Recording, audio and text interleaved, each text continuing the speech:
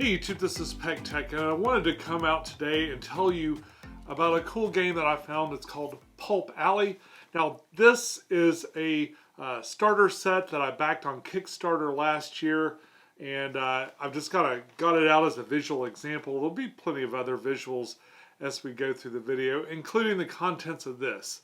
Alright, so Pulp Alley. There's a couple of things that I really like about it. One, it's miniature agnostic, and it can use miniatures. It's kind of geared towards 28mm miniatures, kind of your standard size for like the wargaming miniatures and stuff, like 28 to 30mm.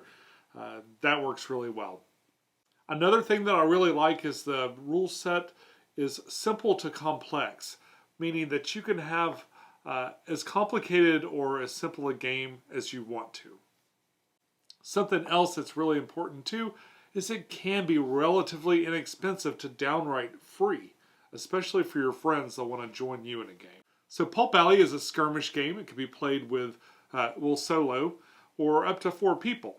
I find it works a little bit better as a one-on-one game, at least for me, and it's also a great solo game. If you play solo, it requires a different deck of cards, but we'll get into that later. Pulp Alley works really well as a cooperative game or a competitive game, so depending on the sensibilities of your gaming group, you might want to go either way. The core of Pulp Alley uses these combination cards, which offer you challenges that you have to beat with might, finesse, or some other attribute that you might use. And the top part of the card contains an effect that you can use on yourself or on someone else to affect the way the game's going. It uses a dice system that steadily declines as you go along, and that represents you being injured or maybe being less effective as you get injured. The spirit of this game is the pulp novels and the pulp action movies and things that you would find maybe in the early versions of cinema and television, to even more current things. And a lot of the characters that they prepare specifically for this game are set in around the 1920s, 1930s, something like that. But that's not where it ends. You see, these rules are flexible enough to morph into nearly any scenario that you want. So if you got some crazy game that takes place in 15th century France, or maybe you want to go into space and do a little Firefly action and continue that story. Got a huge box full of cool miniatures for characters you love. Now you've got a whole nother way to play with all this stuff. You can play Pulp Alley with any or all of these games, with mostly what they have in the core rulebook and a little bit of imagination. So many of these games that just weren't that great. There are a lot of games that maybe weren't the greatest skirmish games. They're basically Pulp Alley kits in a box. I got this for $30 on Amazon, and with it I've got not only terrain but miniatures to play Firefly, thanks to the rule set in Pulp Alley. This game was one of the first ones I reviewed, and it wasn't bad, but it was the rules weren't that great. They definitely weren't as much fun, and I've had a lot more fun using the miniatures in other games. That's why I was super excited to find something like this to kind of expand what I've already been working on. In fact, right now I'm working on a Hellboy in Mexico scenario, and if you're interested in seeing that, please leave a comment down below. Maybe I'll shoot it. So in Pulp Alley, you'll have a variety of different scenarios. There's a couple of scenarios that come in the core rulebook, and I keep referring to this box, which does contain a core rulebook. But there's a couple of scenarios in the core rulebook, and there are many more scenarios you can buy extra. If you take just the core rulebook scenarios, you can morph those in a lot of different ways to kind of create what you want. Plot points are objectives within the game, and this game's kind of centered around interacting with those plot points in different ways. When you get to a plot point, you're going to flip a card. It's going to provide you with a challenge that you'll beat with some dice, and then you flip another card, you beat that challenge with some dice, and then you've achieved that objective. Another thing that makes Pulp Alley vastly different from a lot of other things is there are not a lot of charts to reference. In terms, you've got to keep track of your dice as you get injured and stuff, but you just put a few chits out there, and that's easy enough to do for that. The other thing that happens too is when you interact, if you walk out into the street and you shoot someone, they shoot back. If they have the ability to shoot, they're going to go ahead and shoot you back. So it makes it more interactive with each other from turn to turn. I'm not watching you do all of your turn without having any real interaction. That interaction comes naturally back and forth throughout the game. Pulp Alley is a really easy game to teach. You can almost teach it as you go. You put some pre-made characters in front of them and just start playing and show them how to do stuff. The other thing that makes it super great and approachable is that it's got a fantastic community, both on Facebook and through their YouTube page. They're more active on this specific game than any other manufacturer or game producer that I've seen. I mean, their whole focus is this game. Dave and Bessie put a video out every week demoing the game. So they'll have people kind of do a Zoom call in, and they play a version of the game, or they play it solo or do something else. But they play this game every week on their YouTube channel. You can watch it live, or you can watch it as a rerun. Dave also goes into detail about all the different rules, so if you don't like to learn from a book, you can definitely go on and just watch some videos that Dave has. As you get more comfortable with this, you can start adding definition to the rules. You can give more details to how weapons work, more details to the scenery that you interact with or special abilities. You don't have to start that way, though. You can just kind of build up. So it's really, really easy to get new players in. The other thing that makes it better too is like the quick start guide, which has a lot of the rules that you, like if you're going to teach somebody to play with you for, real quickly one session, you probably just give them the quick start rules, which are absolutely free.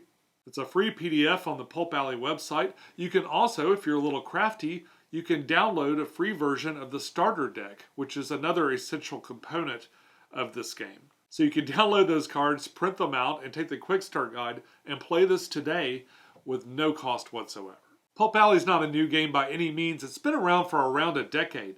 I found it last year on Kickstarter, or I saw it on a Guerrilla Miniatures video, and then I backed it on Kickstarter. And I found out that I could go ahead and order a bunch of different things for the game because it's been around so long from their website. So I started doing that. They have put out a second edition that I'm not sure if that came out last year or if that's a little bit older, but it is in its second edition. It's a really tight little rule book, not very complex. And like I said before, I'm impressed that it's still well managed and supported. If you had any rules questions or anything like that, you can literally go right to the guy that made it and just ask. Or talk to a whole community of folks on Facebook that are dying to answer your questions. As I said before, Pulp Alley is very affordable. You can download that free PDF starter set and that free starter cards, but there are other things you can get. For instance, if you want to play solo, there's a deck of cards you can buy to play solo. You want to add monsters to your game, there's a deck of cards you can buy that adds horror to and all kinds of horror effects from monsters. If you'd like an all-inclusive kit, there's this starter set, and this is new. This is something that they just had recently. This comes with 2 teams. They call them leagues in Pulp Alley. So you've got the Lucky Dundees, and then you've got the Minerva's crew. They work in association with another company called Pulp Miniatures that makes a lot of the cool, is the inspiration for a lot of the art too. And they make a lot of miniatures, especially for Pulp Alley and for other things as well. This starter set isn't exactly cheap. But if you think that this is definitely the game for you, this does have everything you need. It has a starter deck. This is the core starter deck that you need for your stuff. It's got some little markers. These are little poker chip markers. It's got a set of dice. And let's see, it's got, looks like 12-sided, 8-sided, 10-sided, and 6-sided dice. It comes with some little plastic stands for your miniatures. I mounted mine a different way. It comes with another deck of cards related to your characters, all the character stats and their special assets and some other things, as well as a couple of little player, a lot of their cards, they love to dual use cards. So a lot of times you'll see it'd be one thing on the other side, and the other side will be some sort of player aid. You get a couple of little rulers, which again have some player aids on the side. This is great to hand to someone who's just starting to play the game, and it's got a lot of the rules right here.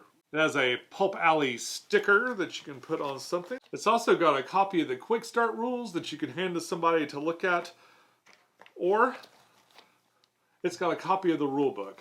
So this is the core rule book. Not too bad.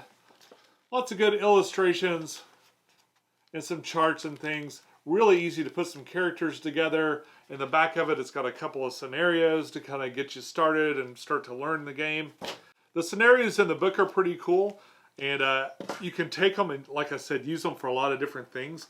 If you want more, he's got whole packs of little story guides, and once again, just because this is their universe is kind of set in the 1930s, but it doesn't take much at all to make this into a Firefly campaign or a Hellboy adventure or whatever else you might want to do. One of the earlier ones I think is great is Perilous Island, and I'm about to try to do this.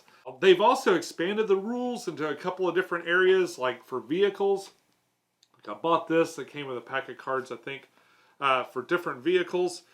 And this will, you know, if you want to do hover cars, you want to do mechs, you want to do armored power suits, all kinds of different things. It's all in here. It just keeps expanding and expanding out into all kinds of different areas. There's really no limit to what you can do with this game. So if you've got some cool miniatures from games you don't play, or maybe cool miniatures that you don't use enough and you just like to make them fight one another, you've got everything you need to know right here. And folks, I think I'm going to wrap it up there.